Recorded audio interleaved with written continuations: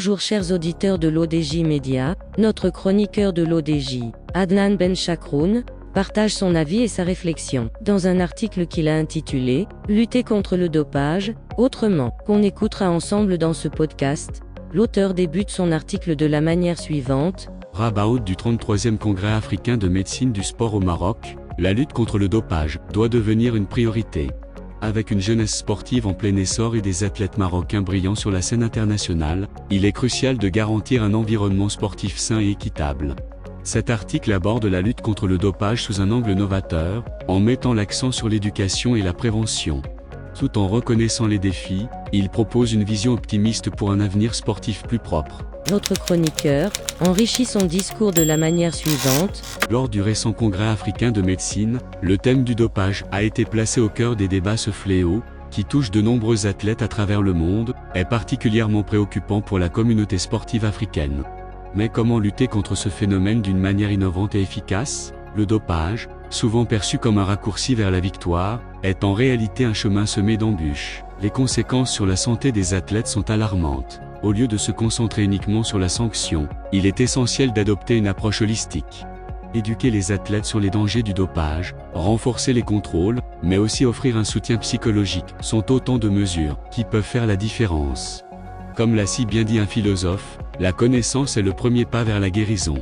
Il est crucial de reconnaître que le dopage n'est pas seulement le fruit d'individus cherchant à tricher. C'est souvent le résultat d'un système qui valorise la victoire à tout prix. Les pressions exercées sur les athlètes, qu'elles soient financières, sociales ou même politiques, peuvent les pousser à franchir cette ligne rouge. Il est donc impératif de changer cette culture du tout pour la victoire, pour protéger nos sportifs. Imaginez un instant un athlète dopé courant si vite qu'il laisse ses chaussures derrière lui. Ou encore un haltérophile soulevant une barre si lourde qu'elle se plie comme du caoutchouc. Bien sûr, ces scénarios sont fictifs, mais ils illustrent l'absurdité du dopage. Parfois, un peu d'humour peut aider à faire passer un message sérieux. Certains prétendent que le dopage est encouragé en secret par de grandes organisations pour booster les audiences télévisées. D'autres croient que les extraterrestres sont derrière tout cela, cherchant à étudier les capacités humaines maximales. Bien que ces théories soient sans fondement, elles montrent à quel point le sujet est sensible et sujet à interprétation. Il est crucial de distinguer les faits des rumeurs. Le dopage est un sujet sérieux, qui mérite une attention particulière. Se fier à des sources fiables et éviter la désinformation est essentiel.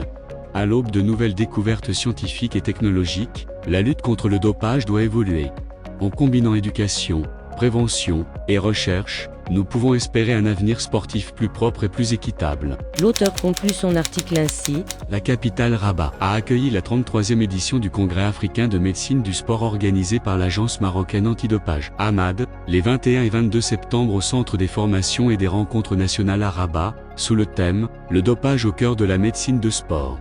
Lors de ce conclave, organisé en collaboration avec l'Union africaine de médecine sportive, des scientifiques, des spécialistes de la médecine sportive, des médecins et des experts en matière de lutte antidopage vont animer plusieurs sessions sur le dopage, la médecine de sport et d'autres thèmes liés à cette thématique. Plusieurs thématiques ont été au programme de ce congrès, notamment la mort subite des sportifs, l'alimentation des sportifs d'élite, les maladies chroniques, l'activité physique, la psychologie du sport, la maladie cardiaque dans le sport, l'effet du dopage sur la santé, l'addiction aux produits dopants, l'usage des médicaments traditionnels pour améliorer la performance, les compléments alimentaires infectés et les faux médicaments qui circulent dans les salles de sport.